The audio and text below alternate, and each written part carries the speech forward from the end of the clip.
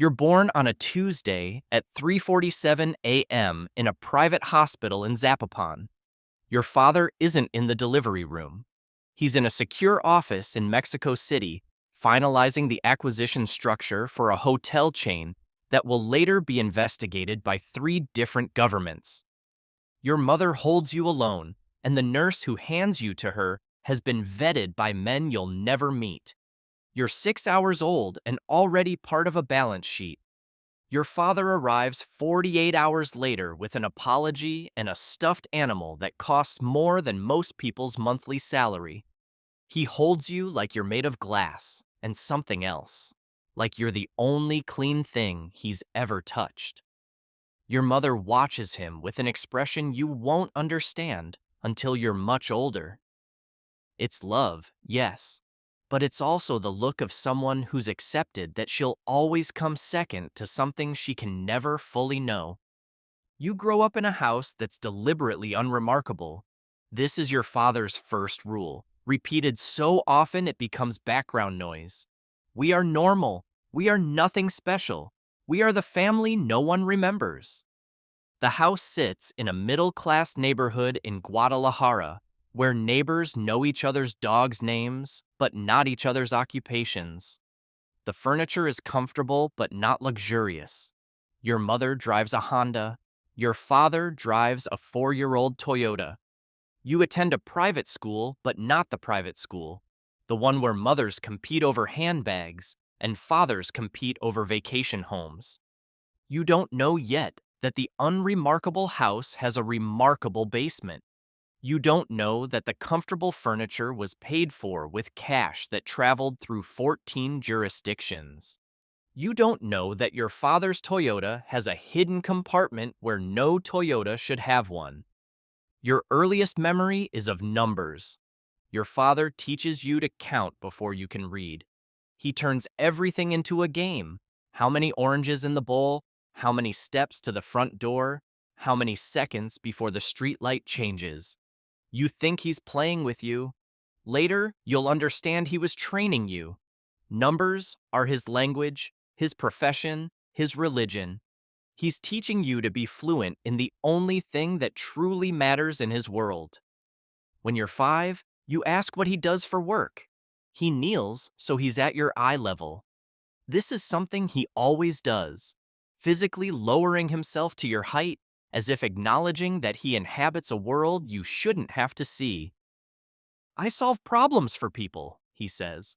Complicated problems, with numbers. Like a math teacher? His smile doesn't reach his eyes. Something like that, but my students are adults, and they pay very well. You accept this. Children accept almost anything. The problem is that you keep growing, and your questions keep growing with you. At 7, you notice that your father never appears in photographs. Not the school newsletter, not the neighborhood directory, not the company website he shows you once. Look, that's where I work. A website with stock photos and generic text, and no employees listed anywhere. Your mother explains that he's private, that some people don't like attention, that being in photos is actually quite dangerous for people who solve complicated problems. What kind of dangerous? The kind where you stop asking questions, she says, and her voice has an edge you've never heard before. You stop asking questions, for a while. At 9, you understand that your family is not like other families. The understanding arrives slowly, then all at once. It's in the way your father's phone never rings. It vibrates, always on silent, always face down. It's in the way he sometimes leaves in the middle of dinner and doesn't return for 3 days. It's in the way your mother checks the rearview mirror too often when she drives you to school. It's in the way you've never met your father's parents, his siblings, anyone from his childhood. It's in the way he flinches, just slightly, when someone knocks on the door unexpectedly. You don't have words for this yet. You only have the feeling, the growing certainty that your house sits on top of something you can't see. At 11, you find the basement. You're looking for Christmas decorations. Your mother told you they were in the storage closet off the garage. You open the wrong door. There's a staircase going down, and at the bottom, another door with a keypad lock.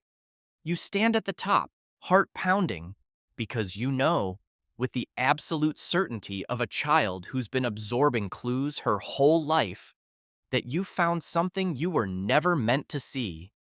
You don't go down. You close the door. You never mention it, but you start paying attention differently. At 12, your father begins your real education. It happens on a Saturday in his home office, a small room with a single window that faces a brick wall. He closes the door, sits across from you, and for the first time in your life, he doesn't kneel. You're old enough to understand, he says, and you need to understand. Not because I want you to, because if you don't understand, you're in danger. He explains money. Not the simple version, earn, spend, save. He explains the other version, the version where money appears from nowhere and must be made to disappear into somewhere. He explains businesses that exist only on paper. He explains why a car wash might wash 30 cars a day but report 300.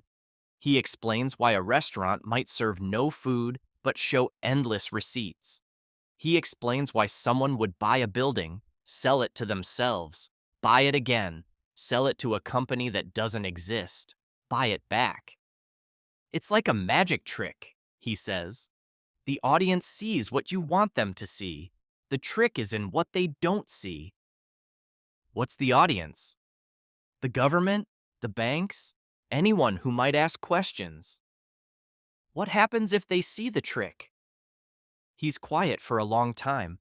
When he speaks, his voice is different. People disappear, mija.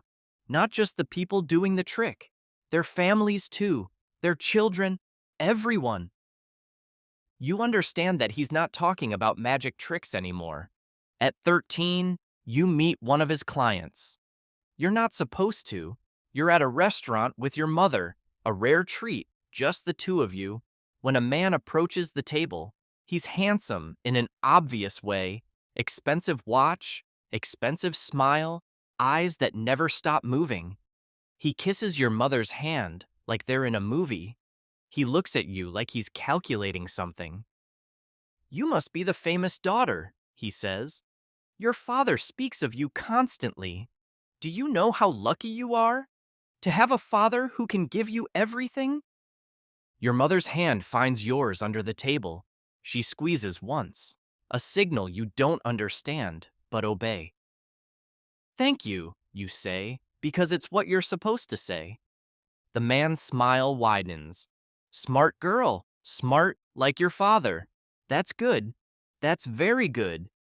He leaves. Your mother pays the bill immediately. You're in the car within 3 minutes.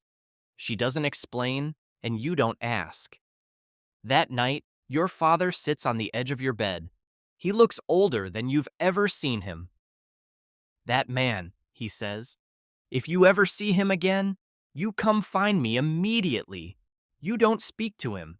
You don't look at him. You come find me. Who is he? He's someone who pays me to solve problems, but he's also someone who would use you to solve a problem if he thought it would work. What kind of problem? The kind where you're the solution. He stands up. I'm sorry. I'm sorry you have to know this. I'm sorry for all of it. He leaves. You lie awake for hours, staring at the ceiling, trying to understand what kind of problem a 13-year-old girl could possibly solve. At 14, you start to hate him. It's not constant hate. It's a hate that lives alongside love, that surfaces at specific moments. When he misses your school play, when he can't attend your birthday dinner, when you see your mother crying in the kitchen and pretending she isn't. It's the hate of someone who's old enough to understand that her father chose this, that no one forced him, that every missed moment, every secret, every fear, these are the results of decisions he made before you were born. You confront him once, just once. Why can't you just stop? He looks at you with something that might be pride or might be despair. Because I know too much. Because the people I work for don't have retirements. Because the only way out of this life is in a box or in prison. Because he stops, starts again. Because I wanted to give you everything. And now the only thing I can't give you is the one thing you actually want. What's that? A father who's just a father. He doesn't deny it. You wish he would. At 16, you understand the full architecture. Your father explains it systematically, the way he explains everything. The organization has three essential figures: the boss, who commands, the security chief, who protects, the logistics coordinator, who moves, and the accountant, your father, who makes sure the money becomes invisible. Without him, the boss is just a man with cash he can't spend. Without him, the security chief works for free. Without him, the whole structure collapses into evidence. You're the most important person in the organization, you say. I'm the most vulnerable, he corrects. The boss can be replaced, the security chief can be replaced, but the person who knows where every body is buried, financially and sometimes literally, that person can never be replaced, which means that person can never leave. You understand then that your father isn't just employed, he's imprisoned, and by extension, so are you. At 17, you meet the boss's son. He's your age, handsome in a tired way, with eyes that have already seen too much. You're at a function you're not supposed to attend, a quinceañera for some lieutenant's daughter, held at a ranch outside the city. Your father brought you because your mother was sick and he couldn't leave you alone, and now you're standing in a corner with a glass of something that isn't soda, watching people dance to music that feels like a warning. The boss's son approaches you, not aggressively, carefully, like someone approaching a wild animal. You're the accountant's daughter, he says, and you're the boss's son. He smiles without humor. We have something in common? What? We didn't choose any of this, but it chose us anyway. You talk for an hour about school, about music, about nothing, about the weight of names, about the impossibility of normal, about the strange loneliness of being surrounded by people who either fear you or need you. When you leave, he hugs you, a hug that lasts a second too long, that says things neither of you can say out loud. You never see him again. 3 months later, his father's organization fractures in a war with a rival group. You hear that he survived. You hear that he's in Europe, or maybe the United States, or maybe somewhere else entirely. You hear that he's running the business now, or maybe he's dead. The stories conflict. The only thing you know for certain is that you'll never know for certain. At 18, you leave for university. You choose a school far from Guadalajara, Mexico City, then a semester abroad in Barcelona, then another in Boston. You tell yourself you're escaping. You tell yourself you're building your own life. You tell yourself that your father's world doesn't have to be your world. But the money follows you. Not in suitcases, nothing so obvious. In tuition payments from accounts you've never seen. In an apartment building owned by a family friend where your rent is always mysteriously waived. In internship opportunities that appear exactly when you need them, offered by people who know your name a little too well. You're free, except you're not. You're independent, except you've never spent a peso that wasn't filtered through your father's invisible architecture. At 20, you have the conversation that changes everything. You're home for Christmas. Your father is older, thinner, more tired. The business has grown, more territories, more product, more money, more problems. He shows you spreadsheets that would make legitimate CFOs weep with envy and horror. Billions in motion, Millions in profit, thousands in bribes, hundreds in bodies. Why are you showing me this? You ask. Because you need to understand what you're inheriting. I'm not inheriting anything. I'm not part of this. He looks at you with something like pity. Mija, you've been part of this since before you were born. Every peso that paid for your education, every opportunity you've had, every door that opened for you, it all came from here. You can walk away from the business, but you can never walk away from what the business made possible.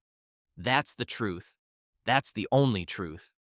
You want to argue. You want to scream. You want to tell him he's wrong, that you're different, that you're clean. But you've done the math. You've always done the math. And the math says he's right. At 22, you meet the new accountant. Your father introduces him casually, like he's introducing a new colleague at a legitimate firm. The man is young, maybe 30, with the same anxious eyes your father had 20 years ago, before the anxiety settled into something acceptance. I'm training my replacement, your father explains later. It takes years. The financial architecture is complex. What happens to you? After he's trained? Nothing happens to me. I become a consultant, an advisor, someone who knows things but doesn't do things anymore. It's the closest thing to retirement in this business. And if something goes wrong, if someone decides you know too much, he doesn't answer. He doesn't have to. At 23, your mother leaves. Not dramatically. No screaming, no suitcases thrown on the lawn. She simply tells your father one morning that she's moving to an apartment in Mexico City, that she'll visit, that she loves him but can't live with him anymore. She tells you over coffee in a cafe near your university. She's calm in a way you've never seen. I spent 30 years waiting for the other shoe to drop, she says. 30 years checking rearview mirrors. 30 years pretending I didn't know what was in the basement. I'm tired. I want to wake up one morning and not wonder if today's the day they come for us. Do you think they will? She smiles. It's not a happy smile. They already did, mija. They already did. At 24, your father calls you with news. He's retiring. Really retiring. The new accountant is fully trained. The transition is complete. The boss has approved. He's moving to a small town in the mountains, a place with good air and no neighbors, and a house that's paid for in ways that can never be traced. He wants you to visit. He wants to make up for lost time. He wants to be a father, finally, just a father. You want to believe him. You fly to Mexico. You drive to the mountains. You find the house.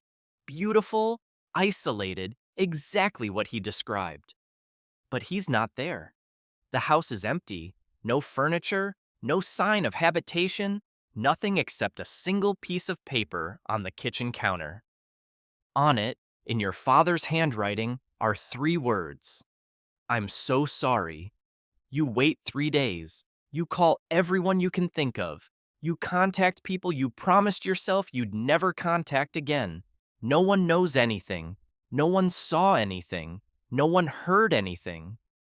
Your father has disappeared into the same invisibility he spent his life creating for other people's money. At 25, you understand the final lesson. You're back in your apartment in Mexico City, going through papers your mother saved, old photographs, school records, things your father left behind. You find a notebook in the bottom of a box. It's his handwriting, but not financial records. It's notes to you.